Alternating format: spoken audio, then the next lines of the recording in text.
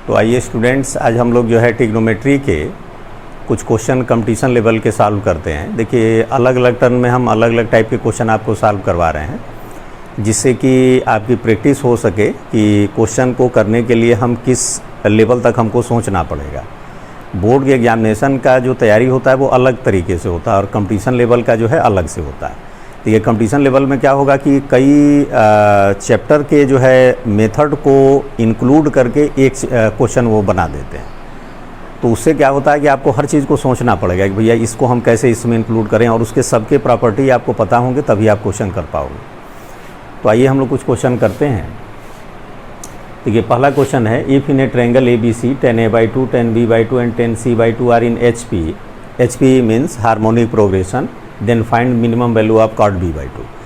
देखिए, harmonic progression क्या होता है, आपने AP पढ़ा होगा।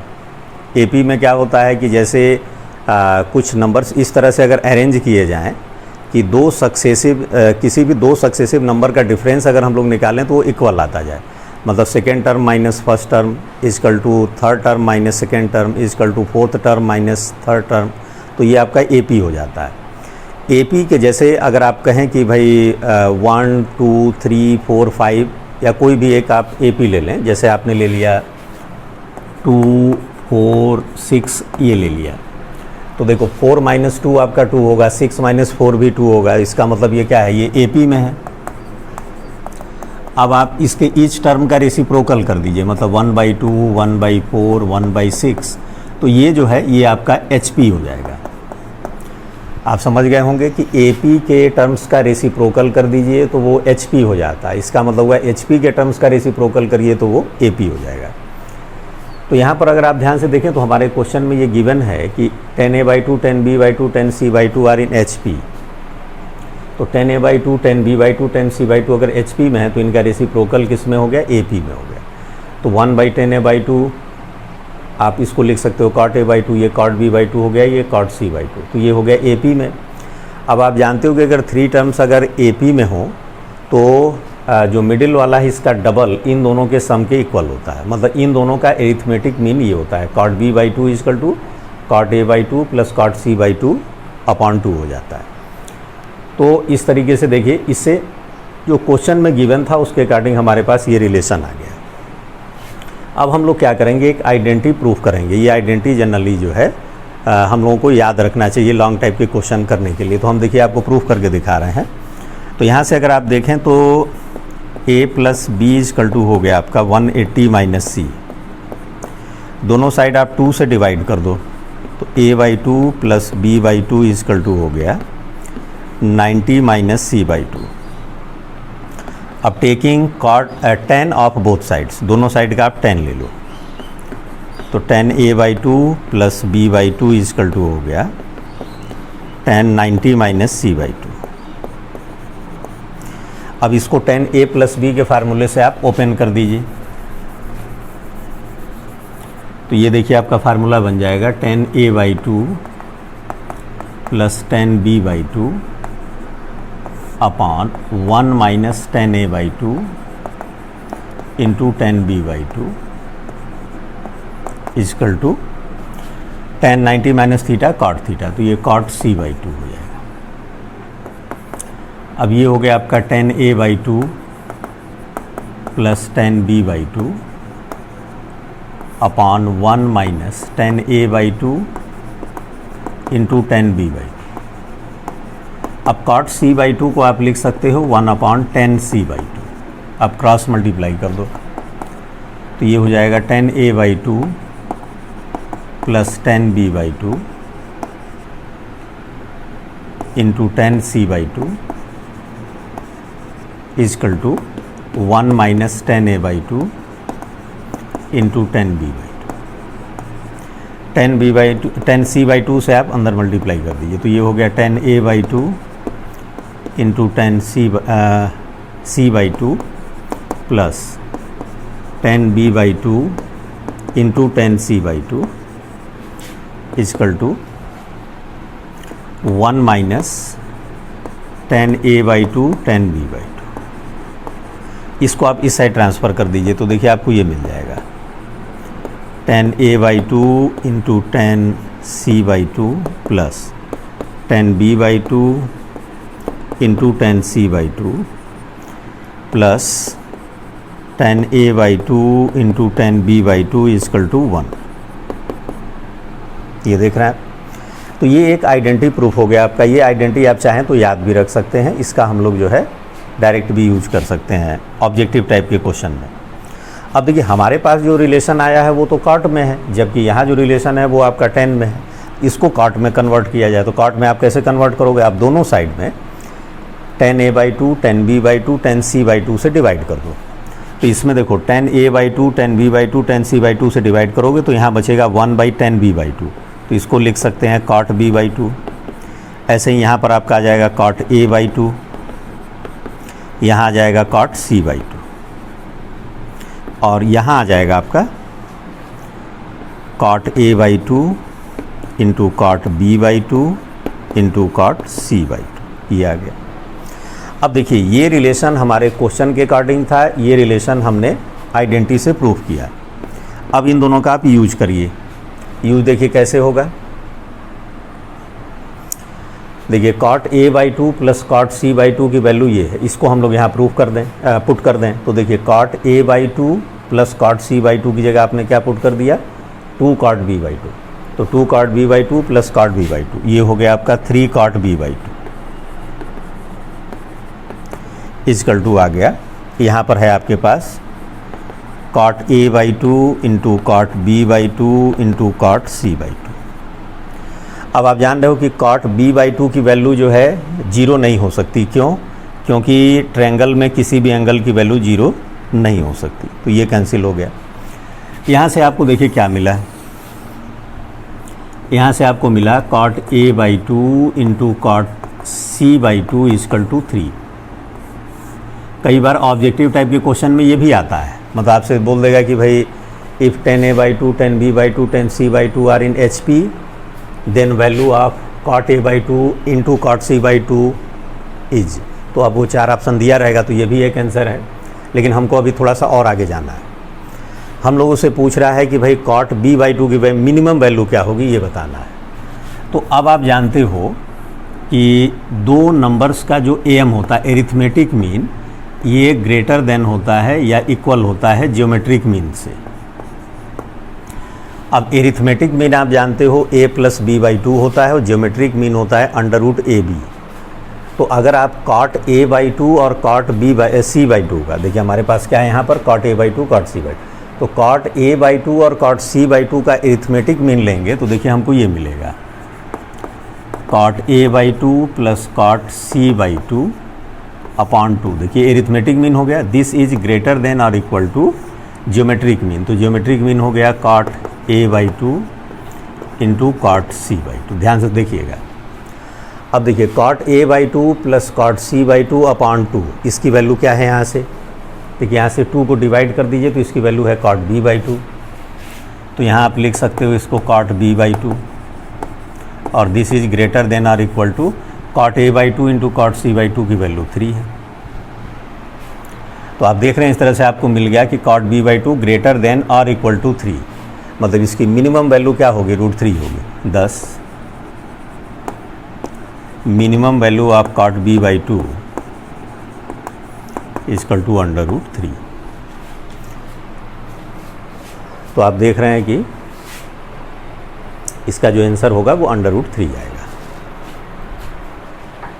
तो इस तरीके से देखिए कंपटीशन लेवल के जो क्वेश्चन बनाए जाते हैं वो कई चैप्टर को मिक्स करके एक क्वेश्चन बना दिया जाता है। तो इसमें आपका दिमाग चलना चाहिए कि भाई हम इसको कैसे कर सकेंगे। अब नेक्स्ट क्वेश्चन पे हम लोग चलते हैं।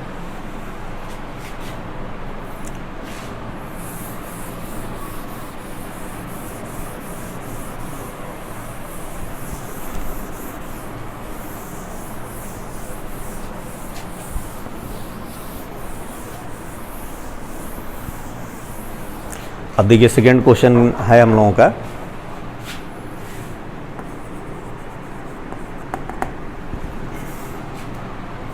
Solution of 10x plus 10(2x) plus 10(3x) is equal to 10x into 10(2x) into 10(3x) is.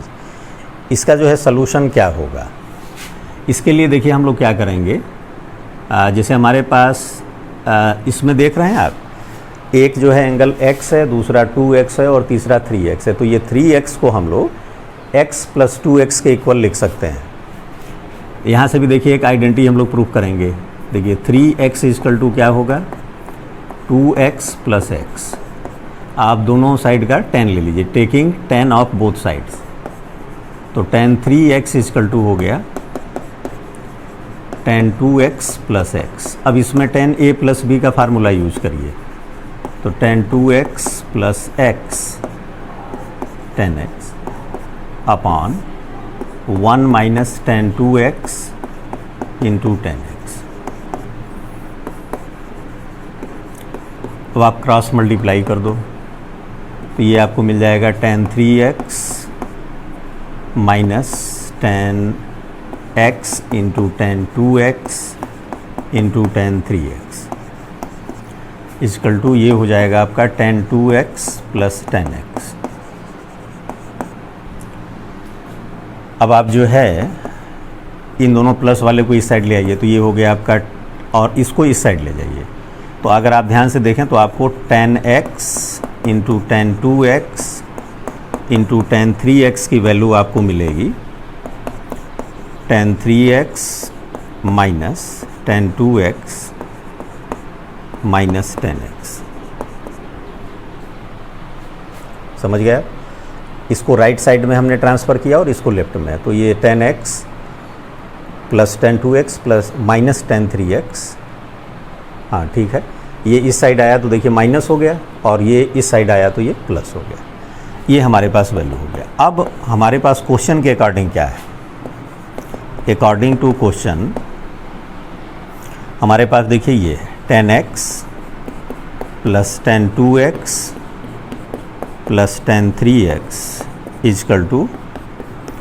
tan x × tan 2x × tan 3x। अब इसकी वैल्यू आप जो है यहाँ से पुट करो। तो ये वैल्यू जब आपने पुट किया तो ये हो गया tan 3x - tan 2x - tan x। ध्यान से देखते चलिए। अब आप ध्यान से देखें तो ये tan 3x से देखिए ये tan 3x कैंसिल हो गया, और ये tan 2x इस साइड ट्रांसफ़र होगा, और ये तो ये प्लस हो जाएगा। तो आपके पास देखिए ये मिल जाएगा 2 tan x + tan x 2 tan x और माइनस प्लस 2 tan 2x = 0। या फिर आप यहाँ से ये लिख सकते हो tan 2x = -tan x। इसको ट्रांसफ़र करेंगे, 2 से 2 कैंसिल हो जाएगा, और ये हो गया tan 2x = -tan x है तो इसको आप tan - x भी लिख सकते हो। ठीक है, अब यहाँ पर देखें आप ध्यान से। अब tan वाला फार्मूला आपको याद होगा, जो हम लोग ट्रिग्नोमेट्रिक सॉल्यूशन निकालते हैं, सॉल्यूशन ऑफ ट्रिग्नोमेट्रिक इक्वेशन में। तो tan x = tan अल्फ़ा अगर होता है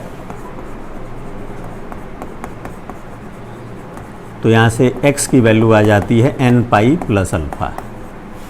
ये फार्मूला यहाँ अप्लाई हो जाएगा। तो देखिए ये 2x = हो जाएगा n पाई - x, अल्फ़ा की जगह ये है, इसको इधर ट्रांसफ़र करिए 3x = n पाई। तो यहाँ से आपको x की वैल्यू मिल जाती है n पाई/3, where n belongs to integer. तो आप देख लें इसमें कौन सा ऑप्शन सही है, n पाई/3, सी वाला ऑप्शन सही है। क्वेश्चन नंबर 3 आप देख लें। इसमें भी हम लोग को देखिए सलूशन ही निकालना है। तो sin x + √3 cos x = √2 है, और हमको x की वैल्यू बतानी है कि इसमें से कौन होगा। तो हमने देखिए लास्ट वाले लेक्चर में आपको बताया था कि जब भी कोई ट्रिग्नोमेट्रिक इक्वेशन इस फॉर्म में हो, मतलब कोई एक्सप्रेशन भी हो, अगर a sin x + b cos x, तो सबसे पहले हम लोग √a² + b² से मल्टीप्लाई और डिवाइड करते हैं। तो यहाँ हमारे पास देखिए √a² + b², √3² 3 + 1 4, 4 का स्क्वायर रूट हो गया 2, 2 से आप इसमें मल्टीप्लाई और डिवाइड कर दो। तो या ये करो कि दोनों साइड आप 2 से डिवाइड कर दो, तो 1/2 sine x plus √3/2 cos x is equal to √2/2। तो यहाँ से अगर आप देखें, अब इसको आपको डिसाइड करना है कि फार्मूला किस में बनाना है। अगर आप कॉस में बनाना चाहते हो तो कॉस ए कॉस बी, तो कॉस में किस एंगल की वैल्यू √3/2 होती है, तो कॉस 30 मतलब π/6। और फिर यहाँ आ जाएंगे हम, तो साइन ए साइन बी, तो साइन में किस एंगल की वैल्यू 1/2 होती है, तो 30, तो ये साइन π/6। और ये हो गया आपका 1/√2, और साइन में 1/√2 किस एंगल की वैल्यू होती है, π/4। तो ये देखिए आपका फार्मूला बन गया, cos A cos B plus sine A sine B, मतलब ये हो गया आपका cos A minus B is equal to, ये कॉस में भी कॉस, एक्चुअली जिसमें आप इधर फार्मूला बनाओगे वैल्यू भी उसी में पुट करनी है। तो ये हो गया कॉस π/4 और साइन π/4 दोनों की वैल्यू आप जानते हो 1/√2 होता है। तो अब देखिए कॉस में क्या फार्मूला होता है, if cos x is equal to cos alpha then x is equal to 2nπ plus minus alpha. तो यहाँ से x माइनस π/6 की वैल्यू हो जाएगी 2nπ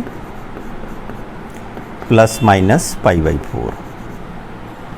तो यहाँ से आप x की वैल्यू अगर निकालोगे तो ये x की वैल्यू आ जाएगी आपकी 2nπ प्लस माइनस π/4 और प्लस π/6। तो ये आ गया आपका 2nπ प्लस, अब देखिए इसमें अगर प्लस π/4 लेंगे तो π/4 और प्लस π/6 इन दोनों को ऐड करेंगे तो कितना आ जाएगा आपका 6π प्लस 4π, 6π प्लस 4π मतलब 10π/24, मतलब ये आ गया 5π/12। अगर प्लस लेंगे तो, अगर माइनस लेते हैं तो -6π प्लस 4π, तो ये हो जाएगा आपका -2π/24, मतलब ये -π/12।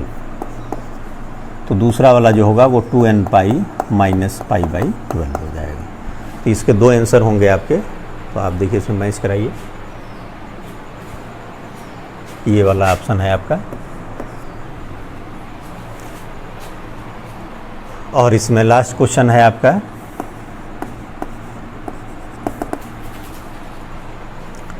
इसमें है कि x बिलोंग्स टू 0 to π/2, मतलब हमारा जो x है, ये जो एंगल x है ये आपके फर्स्ट क्वाड्रेंट में है। तो उसका जो है फिर सलूशन हम लोग को बताना है। तो देखिए हमारे पास क्या है, 81 power sine square x plus 81 power cos square x is equal to 30। अब इसमें क्या है कि इसको डायरेक्ट आप सॉल्व नहीं कर पाओगे, देखिए यहाँ पर, क्योंकि ये सब क्या है पावर में। तो इसको सबसे पहले हम लोग को थोड़ा सिंप्लीफाई करना होगा। तो या तो साइन को कॉस में चेंज कर लो या कॉस को साइन में चेंज कर लो।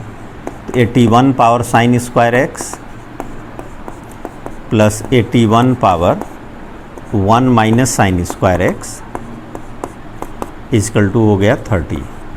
तो आपने इसको ये लिख दिया 81 power sine square x plus 81 upon 81 power sine square x is equal to 30। अब आप देखिए जो यहाँ पर है सेम वही चीज़ यहाँ है, तो इसको हम लोग कुछ कंसीडर कर लेते हैं। जैसे इसको मान लीजिए अगर हमने y मान लिया तो y plus 81/y is equal to 30। तो एलसीएम ले लिया आपने, तो y square plus 81 is equal to 30y। सबको एक साइड में ले लीजिए, तो y square minus 30y plus 81 is equal to 0। अब इसका फैक्टराइजेशन कर दीजिए। ऐसे दो नंबर सोचिए जिनका सम करने पर -30 आए और मल्टीप्लाई करने पर 81 आ जाए। मतलब a प्लस बी की वैल्यू होनी चाहिए आपके पास -30 और a इंटू बी की वैल्यू होनी चाहिए 81। तो सोचिए आप कौन कौन से नंबर होंगे। 81 का फैक्टराइजेशन अगर आप करोगे तो आपके पास क्या क्या आएगा,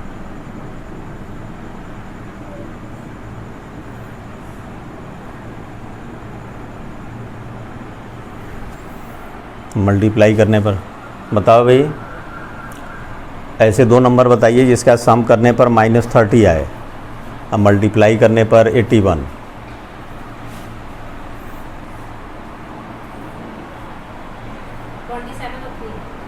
27 और 3, -27 और -3, तो ये हो गया y² -27y -3y + 81 = 0। इसमें y आप कॉमन ले लीजिए तो y - 27 -3 y - 27 = 0। तो यहाँ से देखिए फैक्टराइजेशन हुआ तो y - 27 और y - 3 = 0। तो आइदर दिस = 0 और दिस = 0, तो दिस इम्प्लाइज y - 27 = 0 और y - 3 = 0। तो यहाँ से y की वैल्यू आ गई आपकी 27 या फिर y की वैल्यू आ गई 3। अब आप ये y की वैल्यू ये पुट करिए जो आपने माना था 81 पावर sin² x। तो 81 की पावर हो गया आपके पास sin² x और = 27 और ये हो गया 81 पावर sin² x = 3 हो गया। तो अब आप देखो 81 को आप लिख सकते हो 3 पावर 4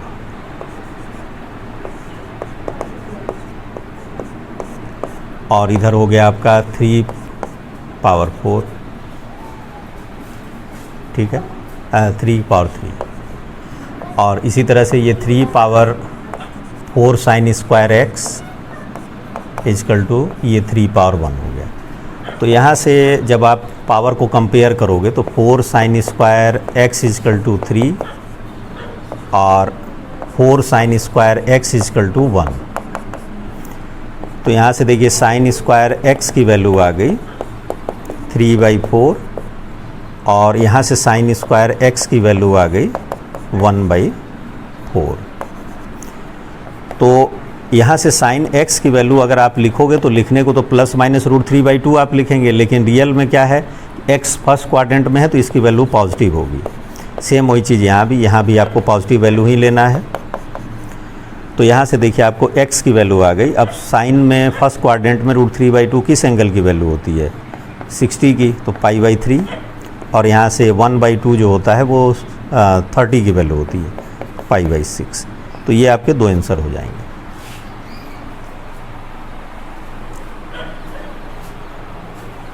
तो ये ऑप्शन आपका सही है। तो इस तरह से स्टूडेंट्स आपने जो है ट्रिग्नोमेट्री के क्वेश्चंस को एंजॉय किया। तो इसी तरह से आप और जो हम क्वेश्चन करा देते हैं इसको आप बिना देखे अपने से प्रैक्टिस किया कीजिए और उसके बाद इसी तरह के और क्वेश्चन भी आप ट्राई करेंगे। देखिए मैथ प्रैक्टिस मांगता है, जितना ज़्यादा आप प्रैक्टिस करोगे मैथ उतना ही आप सीखोगे। तो अब आप नेक्स्ट लेक्चर के लिए आप तैयार रहिए। धन्यवाद।